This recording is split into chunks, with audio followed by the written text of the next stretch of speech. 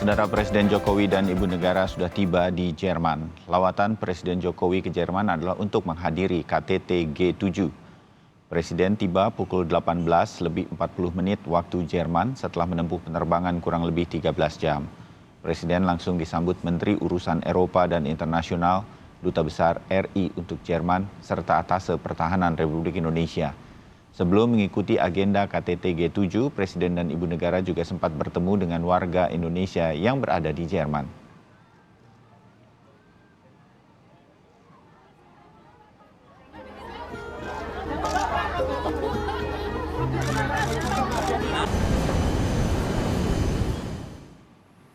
Sebelumnya, Saudara, Presiden bertolak dari Bandara Soekarno-Hatta di Tangerang, Banten menuju ke München, Jerman, didampingi Ibu Negara Iriana Jokowi dan rombongan terbatas.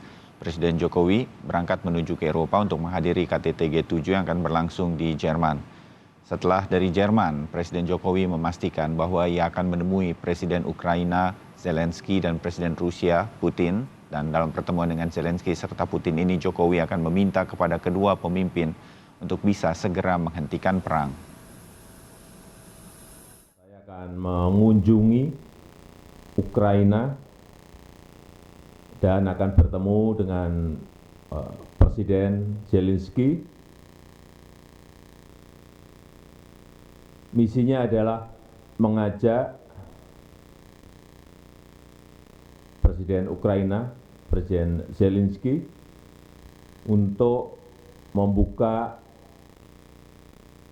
ruang dialog dalam rangka perdamaian, untuk membangun perdamaian, karena perang memang harus dihentikan dan juga yang berkaitan dengan rantai pasok pangan harus diaktifkan kembali. Saudara, kunjungan Presiden Jokowi ke Rusia dan Ukraina membawa misi damai di antara kedua negara yang sedang berperang. Ini menjadi pertanyaan, mampukah Presiden Jokowi membawa misi untuk mendamaikan kedua negara tersebut? Segera kita bahas bersama Guru Besar Hubungan Internasional Universitas Indonesia yang juga Rektor Universitas Ahmad Yani, Profesor Hikmahanto Juwana. Prof. Hik, selamat pagi, salam sehat. Selamat pagi Mas Bayu, terima kasih. Ya. Ingin nambah wawasan selalu kalau ngobrol sama Prof. Hik berkaitan dengan sesuatu yang ada gerakan atau upaya Indonesia bergerak di diplomasi internasional. Apakah Indonesia yang begitu jauh dari Ukraina dan Rusia ini akan mampu menjadi juru damai, paling tidak gencatan senjata begitu antara Ukraina dan Rusia seperti misinya Pak Jokowi sebelum berangkat kemarin di Bandara Soekarno-Hatta? Memungkinkan, Prof. Hik? Sangat memungkinkan menurut saya. Jadi yang pertama yang kita perlu pahami adalah terjadinya gencatan senjata antara Rusia dengan Ukraina. Jadi tidak menyelesaikan permasalahan sebenarnya, ya, karena permasalahan itu terlalu panjang dan saya rasa Indonesia juga tidak memiliki kompetensi kewenangan untuk menyelesaikan permasalahan antar dua negara ini. Jadi yang paling realistis adalah ada gencatan senjata saja dulu. Betul sekali. Jadi gencatan senjata dan pengakhiran terhadap tragedi kemanusiaan.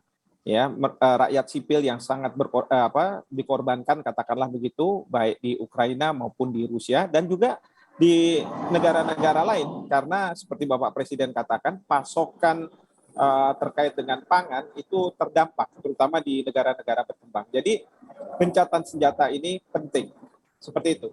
Ya, apa yang membuat Ukraina dan Rusia nanti akan mendengarkan Presiden Jokowi dari Indonesia ini? Apa yang akan membuat mereka bisa saja kemudian kali ini, kan sudah ada beberapa negara yang mencoba untuk melakukan gencatan senjata tapi gagal semua. Apakah kali ini memungkinkan untuk itu, Prof. Hik? Menurut saya probabilitas itu sangat besar karena alasan tiga hal. Pertama adalah memang Turki dan Israel mencoba melakukan pernah mencoba tapi gagal. Tapi pada waktu itu, pada masa-masa awal perang. Nah, sekarang ini Bapak Presiden hadir pada masa-masa mungkin pada saat dua negara ini sudah lelah perang. Mereka sudah, misalnya Rusia sudah banyak mengeluarkan uang dan lain sebagainya yang tadinya katanya akan menyelesaikan dalam waktu yang sangat singkat, dalam hitungan minggu mungkin, tetapi sekarang sudah hampir 4 bulan. Demikian juga dengan Presiden Zelensky yang tetap bertahan, tetapi atas banyaknya korban yang ada di Ukraina.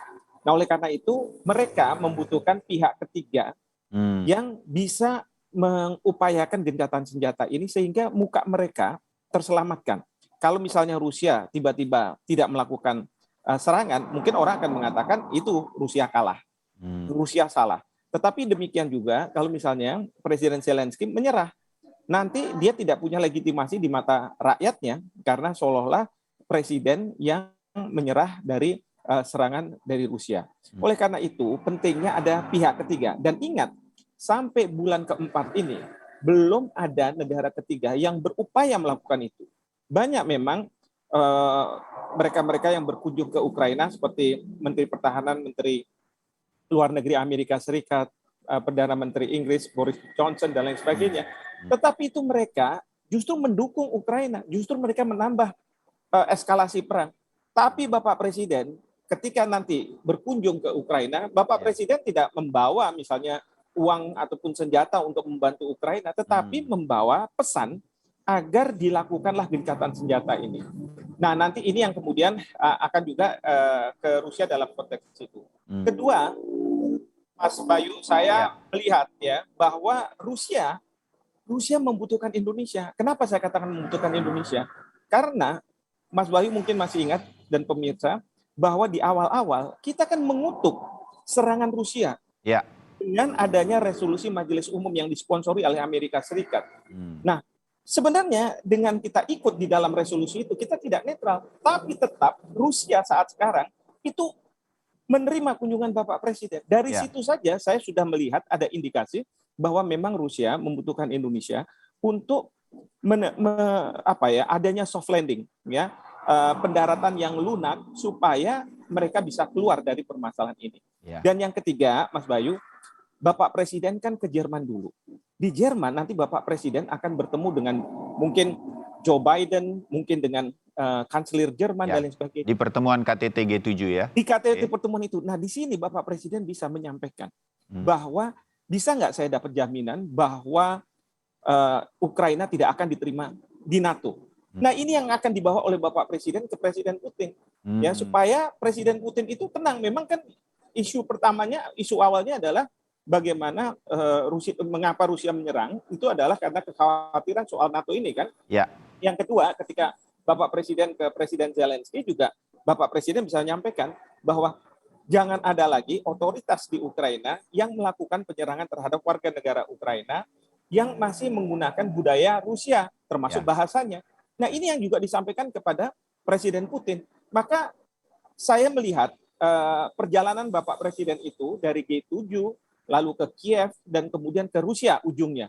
Ini yang kemudian kita harapkan bahwa sekembali Bapak Presiden, maka ada pernyataan gencatan senjata. Nah, kalau boleh satu lagi, Mas Bayu, saya ingin menyampaikan bahwa kalau bisa nanti Bapak Presiden mengatakan, kalau nanti ada gencatan senjata, itu kan perlu dijaga. Siapa yang akan menjaga itu? Harusnya ada semacam peacekeeping operation. Nah, Indonesia bisa mengatakan bahwa kami bersedia untuk menyumbang para prajurit kita sepanjang memang dimandatkan oleh PBB. Kita sudah berpengalaman. Betul sekali. Jadi hal-hal yang seperti ini, detail seperti inilah yang nantinya mudah-mudahan Bapak Presiden sampaikan. Ya, terbayang. Jadi ada celah sebetulnya bagi Presiden Jokowi dan Presiden Indonesia ini karena kita melihat akan diterima di Ukraina, juga akan diterima oleh Putin. Ini saja sudah celah bagaimana kemudian nanti ada pesan-pesan disampaikan. Saya mau sedikit saja sebagai penutup, Prof. dari perspektif Indonesia. Mengapa Presiden Jokowi dan Indonesia perlu mengambil langkah ini? Ini ada kaitannya dengan G20 yang akan berlangsung November di Bali. Ini juga ingin menunjukkan bagaimana posisi Indonesia di Jerman nanti ketemu Amerika juga. Amerika udah bilang, saya nggak akan datang ke G20 di Bali kalau Rusia datang. Hal-hal semacam ini kan mempersulit posisi Indonesia sebetulnya. Bagaimana ini dari perspektif Indonesia ini bisa dilakukan agar semua win-win solution, Prof? Ya, mengapa Indonesia ikut terlibat? Karena ada dua hal. Pertama adalah sebagai Presiden G20. Jangan sampai Indonesia tercatat sebagai negara yang memegang jabatan sebagai Presiden G20 tidak bisa melakukan apapun ketika suatu peristiwa berdampak pada perekonomian internasional. Sekarang ini perekonomian internasional mengalami stagnasi, mengalami kemunduran akibat dari perang. Dan kita tidak bisa maju kalau misalnya tidak ada gencatan senjata. Itu yang pertama. Kedua, konstitusi kita mengatakan dalam pendahuluan, kita Indonesia harus ikut dalam ketertiban dunia. Sekarang dunia sedang dalam keadaan tidak tertib. Nah, inilah yang kemudian kita harus mencoba melakukan sesuatu. Bahwa nanti kita ketemu sama Presiden Biden dan lain sebagainya, mungkin Bapak Presiden bisa menyampaikan, jangan kemudian kalau Rusia datang, kemudian Anda tidak datang. Kenapa? Karena Bapak Presiden harus punya backup plan. Seandainya gencatan senjata kali ini gagal, maka kita berharap dengan kehadiran Joe Biden, kehadiran Putin, bahkan kehadiran Zelensky di Indonesia pada waktu G20, mereka bisa mengupayakan gencatan senjata itu sekali lagi. Jadi ini suatu backup plan yang sangat luar biasa. Ya, kita harapkan upaya Indonesia menjadi warga dunia untuk mengutamakan upaya-upaya menuju jalan damai bisa terjadi karena kita adalah presidensi dari G20 yang akan berlangsung. Ini bukan langkah sembarangan, upaya Indonesia untuk berperan kepada dunia yang nanti kita sebut bakal ada badai, resesi, dan lain-lain. Kita masih harus bergerak bersama. Upaya ini yang disampaikan oleh Presiden Jokowi mewakili Indonesia. Prof. Hik, terima kasih ulasannya dan wawasannya kepada kami. Kita makin mengerti mengapa Presiden mementingkan untuk bisa bertemu dengan Zelensky dan Putin di Ukraina dan di Rusia. Kita tunggu hasilnya. Prof. Hik, terima kasih. Terima kasih. Ketemu lagi lain waktu.